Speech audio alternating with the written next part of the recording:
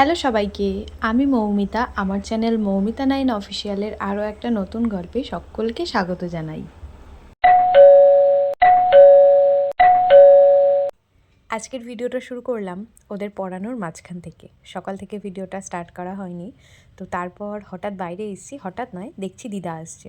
আর বাইরে এসে দেখি কি এই গাছটাতে এই ফুলটা ফুটেছে। কি সুন্দর লাগছে না ফুলের রঙটা। রং দেখেই গাছটা পছন্দ হয়েছে, নিয়ে এসেছি। তো ওদিকে দিদা আসছে, তাই দুটো স্টুডেন্টকে বললাম যা আমার দিদাকে একটু ধরে নিয়ে আয়। তাই স্বর্ণালী ওখানে ধরে নিয়ে আসছে, আর গোপালকে বলেছি তুইও ধরে আনবি। যেহেতু দিদি গেছে, গোপাল বলছে আমিও যাবো। আমি বলছি যা, বেশ ভালো। গোপাল তার মধ্যে গেছে পা ধুতে। আর এই যে কালি ছড়ানো মাস্টার, আগের দিন কালি ছড়িয়েছিল, আজকেও ওই পেনটা নিয়ে এসে কালি নিয়ে খেলতে খেলতে গালের মধ্যে কালি লাগিয়েছে। আর এই যে গোপাল আগে দৌড়ে চলে এসেছে। আমি বলছি কী রে, তুই আগে চলে এলি, আমার দিদাকে ধরে আনলি না? তাই জন্য আবার দৌড়ে গেছে। তার মধ্যে আবার নীল গিয়েছিল একটু বাইরে। আমি বলছি নীল, তুই কেন একা আসছিস, তুইও ধরে নিয়ে আয়। ও আবার গিয়ে আমার দিদাকে না ধরে ধরেছে গোপালকে। যাই হোক, কী অবস্থা হয়েছে আমার দিদার। মানে আগে আমার দিদা এত সুন্দরী ছিল। আগে বলতে প্রথমে মানে গল্প শুনেছি, আমার দিদার কোমরের নিচ অবধি বড় চুল ছিল, গোদ ছিল। উফ, কি সে যে সুন্দরী ছিল। আর এখন কি অবস্থা হয়েছে সময়ের সাথে সাথে। হলাম আমি, দিদা এসছে, ভারী মজা। গান সেরে আজকে একটা সবুজ রঙের কুর্তি পরেছি পুজো দেবো বলে। তো চলে এসেছি আমি ছাদ বাগানে, যে যদি নীলকণ্ঠ গাছে একটাও ফুল পাওয়া যায়। কিন্তু নীলকণ্ঠ গাছে একটাও ফুল নেই, সবে একটা কুড়ি এসছে, এখনও ছোট। মানে এটা হয়তো কালকে ফুটতে পারে। কালকে যে আকন্দ ফুল আনলাম, শুধু সেই ফুল দিয়ে পুজো দিতে হবে। গাছটা যে বেঁচে আছে, এই অনেক বসিয়েছিলাম, এগুলো সব বেঁচে গেছে। ছাওয়ার মধ্যে রেখেছিলাম, আমার পুদিনা পাতা গাছটাও বেঁচে গেছে। আর এগুলো যাতে মাটি শুকিয়ে যায়, তাই এগুলোকে ভেতরে রেখেছি। বারবার ভেতরে বের করো, প্রচুর হাতে ব্যথা হয়ে যায়, তাই ভেতরেই রেখেছি। এখানেই যা রোদ পাচ্ছে পাক, এই হলো ব্যাপার। আর যে রোদ উঠেছে আজকে, উফ, দারুণ দারুণ। তো চলো আগে গিয়ে নিচের পুজোটা সেরে নিই। মা তো সকালবেলায় পুজো দিয়ে চলে গেছে, আর কি সুন্দর লাগছে গোপালদের মুখগুলো। মায়ের পুজো সারা মায়ের মতন সুন্দর করে ফুল সাজিয়ে পুজো দিই। মায়ের এখানে বাবার মাথায় জল ঢালা হয়ে গেছে, এখন আমরা ঢালবো। বুনু আসছে স্নান সেরে।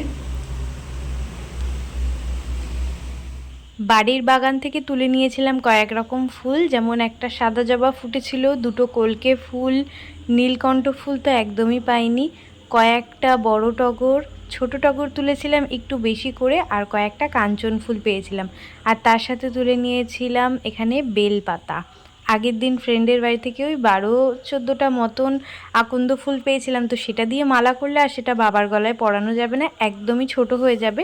তাই সেটার সাথে এই ফুলগুলো বেলপাতা দিয়ে একটা বড় করে মালা বানাবো। তো প্রথমে আমি এখানে মালা বানাচ্ছি টগর ফুল দিয়ে। প্রথমে দিয়েছি কিছুটা টগর ফুল, তারপর একটা বেলপাতা, আবার কিছুটা টগর ফুল, তারপর একটা কাঞ্চন ফুল, তারপর দিলাম আবার কিছুটা টগর ফুল, এগুলো কিন্তু সব ছোট টগর ফুল। তারপর দিলাম একটু বেলপাতা, তারপর আরেকবার টগর ফুল, আরেকবার বেলপাতা দেওয়ার পর দিয়েছিলাম কলকে ফুল। আর ঠিক প্রথমবার যেভাবে করেছিলাম এখনও ঠিক সেইভাবে উল্টো করে করে পুরো মালাটা ওখানে কমপ্লিট করে নিয়েছি। একটা বড় মালা করেছিলাম, আর তারপর করছি এখানে ছোট মালা, যেটা সম্পূর্ণ বেলপাতা আর আকন্দ ফুল দিয়ে বানাচ্ছি। মানে বেলপাতাটাকে একটু ভাঁজ করে নিচ্ছি, তারপর আকন্দ ফুল মাঝখানে দিচ্ছি। মানে ওই 6টা এদিকে আকন্দ ফুল, ওদিকে 6টা আকন্দ ফুল, মাঝখানে বেলপাতা, আর তার মাঝখানে দুটো সাদা ফুল মতন দিয়েছিলাম। দিয়ে মালাটা ঠিক যতটা বড় করা যায়। অনেক রকম ভিডিও দেখেছি যে সোমবার, মানে শ্রাবণ মাসের প্রথম সোমবার বাবার মাথায় এই দিলে এটা হবে, ওটা দিলে ওটা হবে। যাই হোক, অনেক কিছুই দেখেছি, সবটা করে ওঠা সম্ভব হয়নি। যেটুকু পেরেছি বাবার জন্য করেছি। কিন্তু অনেক জায়গায় ধুতরা ফুল খুঁজেছি, কোথাও পাইনি। তারপর নীলকণ্ঠ ফুল তো পাইনি, হয়তো বাবা চেয়েছে বলেই এটা হয়েছে। যাই হোক, হর হর মহাদেব, বাবা আছে। আকন্দ ফুলটা পেয়েছি, বাবার চরণে দিতে পেরেছি। তো তারপর এখানে বাবার মাথায় আমাদের জল ঢালা তো হয়েই গেল। এখন ওই যে একে একে যে ফুলের মালাগুলো বানিয়েছিলাম সেগুলো আমি আর বুনু দুজন মিলে পরিয়ে দিচ্ছি। আর দেখেছিলাম বাবার মাথায় আতপ চাল দেওয়ার কথা বলা হয়েছিল, তো আমি আর বুনু আতপ চালও দিয়েছি। এখানে তো মন ভরে পুজো দিয়ে নিলাম। আর মালা গাঁথার সময় কিছু আকন্দ ফুল রেখে দিয়েছিলাম, যেটা পুজো শেষে বাবার চরণে দেবো, তাই দিয়েছি।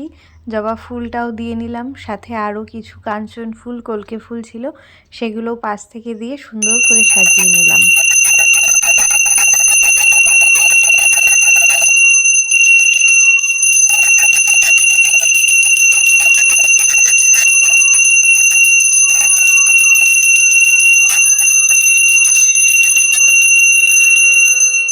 পুজো দিয়ে নামার পর আগে প্রসাদ খেয়েছি, তারপর মা করেছিল লুচি। আসলে মাকে বলেছিলাম যে আজকে কোনো রকমভাবেই ভাত খাবো না, মানে চালের খাবার খাবো না। তো তার মধ্যে দিদা এসছে, আর তার মধ্যে ছিল একাদশী। দিদা তো একাদশী করে, ভাত চাল খায় না। তো তার জন্য মা লুচি করেছিল, আমাদের জন্যও লুচিই রেখেছে। দুপুরবেলার খাওয়া দাওয়া সারা হয়ে গেছে, এখন কাকা এসছে কাঁঠাল পাড়তে। কি হচ্ছে, এই গাছে কাঁঠালগুলো এত বড় হয়, এত বড় হয় যে কি বলবো। মানে ধরো একটা বক্স যার মধ্যে আমি 10খানা পেন রাখতে পারবো, কিন্তু এই কাঁঠালগুলো এরকমই যে একটা বক্সের মধ্যে 100টা পেন চেপে চেপে ঢোকানো হয়। মানে কাঁঠাল, এই যে দেখা যাচ্ছে একটা কাঁঠাল ঝুলছে, এটার মধ্যে মনে হয় 200 পিস কাঁঠালের কোয়া আছে, এই রকম হয়। সেই জন্য কাঁঠালগুলো বেশি বড়ও হতে পারে না। যাই হোক, এবার কেমন হয় তোমাদের সাথে অবশ্যই শেয়ার করব। আগের বার তো প্রায় 500-600টা পিস হয়েছিল, আর একদম সরু সরু, যেগুলো একদম ভাল লাগছিল না। তো তার জন্য আমি আর দিদা দৌড়ে উঠে এসেছি বাইরে কি হচ্ছে সেটা দেখার জন্যে। কাকা দুপুরের খাওয়া দাওয়া সেরে চলে এসছে এখানে কাঁঠাল পারবে বলে। দিকে ঠিক দেখতে পাচ্ছিলাম না, তাই চলে এসেছি ওপরে, ওপর থেকে দেখবো বলে। ভিডিওটা সবাই কোথা থেকে দেখছেন সেটা কিন্তু জানিয়ে যেতে একদম ভুলবেন না। আর যারা চ্যানেলে নতুন আছেন অবশ্যই আমার চ্যানেলটা সাবস্ক্রাইব করে নেবেন এবং পাশে থাকা বেল বাটনটা বাজিয়ে দেবেন, যাতে পরবর্তীতে আসা সকল নতুন ভিডিও নোটিফিকেশান আপনারা সবার আগেই পেয়ে যান। এখানে মা এক সাইডে দাঁড়িয়েছে, বাবু এক সাইডে দাঁড়িয়েছে, আর আমি এসে দাঁড়িয়েছি এই ওপরে। দিদা বাইরে বেরিয়ে এসেছিলো, কিন্তু দিদা আবার ঘরে চলে গেছে। তোমরা কারা কারা কাঁঠাল খেতে ভালোবাসো সেটা কিন্তু জানিয়ে যেতে একদম ভুল না। আমার তো কাঁঠাল একদম পছন্দ নয়। যাই হোক, সবার তো সবটা পছন্দ হবে না, আমার কাঁঠাল পছন্দ। ওই যে বললাম পাশের মাঠটাতে একদম জলে ভর্তি, ওই দেখো পুরো জলে ভর্তি মাঠটা।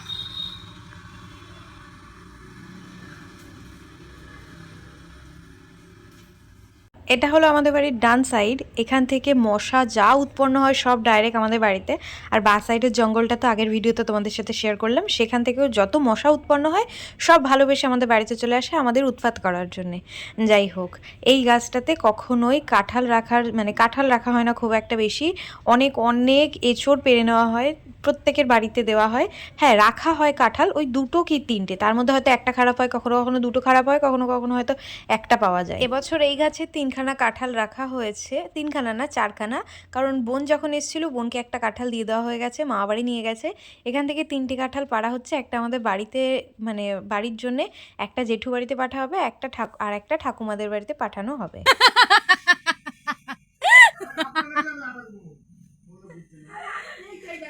ভাবছো তো ওরকম অদ্ভুত আওয়াজটা কিসের হলো? আসলে মাকে বলা হয়েছে ওই কাঁঠালটা টেনে নামানোর জন্য। বাবু এদিক থেকে আস্তে আস্তে দড়ি ছাড়ছে, তো ওটা তো নড়ছিল কাঁঠালটা, এবার মা না ওটা হাতে নিয়ে আর সামলাতে পারিনি, ধপ করে ফেলে দিয়েছে। তাই আমি আর হাসিটা আটকে রাখতে পারিনি। আর একটা কথা হলো, আমি আমার দিদাকেও আটকে রাখতে পারিনি। তিনি আগে 10 থেকে 15 মিনিট থাকতো, এখন যাও একবেলা করে থাকছে, কিন্তু রাতে আর তাকে রাখা যাবে না। যাই হোক, দিদা চলে গেছে। আর তারপর রাতের ডিনারে মাকে বলেছিলাম বাবুর খিচুড়ি করে দিতে, মা সেটাই করে দিয়েছে। আর এখানে বুনু এসেছে। কখনো কখনো আমি আর বুনু যদি আলাদা সময় আলাদা খাবার খাই, তাহলে আমি খেলে বুনুকে দেবই, আর বুনু খেলে আমাকে দেবেই। এই হলো ব্যাপার। তো আজকের ভিডিওটা এখানেই শেষ করি। সবার কেমন লাগলো অবশ্যই কমেন্টে জানিয়ে যাবেন। ভালো লাগলে একটা লাইক অবশ্যই করবেন। চ্যানেলে নতুন হলে অবশ্যই কিন্তু চ্যানেলটাকে সাবস্ক্রাইব করবেন। নেক্সট ভিডিও খুব তাড়াতাড়ি দেখা হবে। ততক্ষণ অবধি ভালো থাকবেন, সুস্থ থাকবেন, পাশে থাকবেন, সাথে থাকবেন। Thanks for watching.